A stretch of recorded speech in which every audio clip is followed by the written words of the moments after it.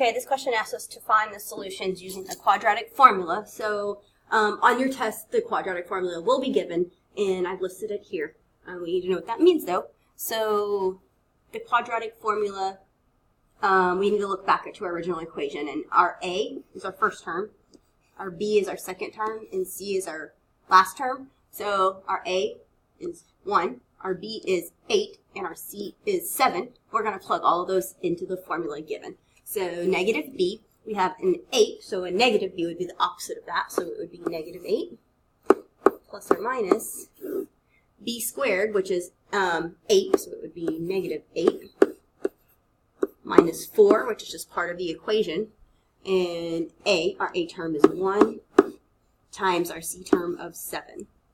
And now we're just going to do the math underneath the square root. So we need to remember that negative 8 times negative 8 is going to give you a positive 64.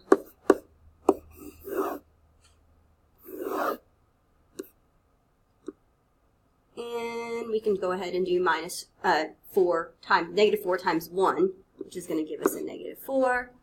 And we're going to multiply that by 7. And negative 4 times 7 is a negative 28. So 64 minus 28 is going to give us 36.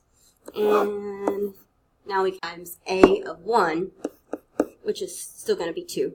And let's go ahead and take the square root of 36 too. So that's going to look like 8 plus or minus the square root of 36, which is 6, all over 2.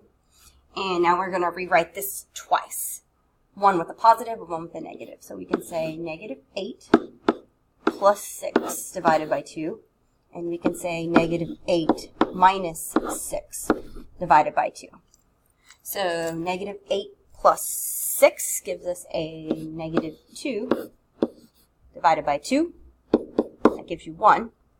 And negative 8 minus 6, keep, flip, change, which gives me a negative 14 divided by 2. Negative 14 divided by 2 is negative 7. So our solutions would be 1 and negative 7. So if you want to double check your answer, you can always go into Desmos and graph the equation given, and then check where the x-intercepts are, where they cross the x-intercept, the zeros, the solutions. And we notice that one is at negative 7, and the other is at negative 1. So therefore, we got the answers correct.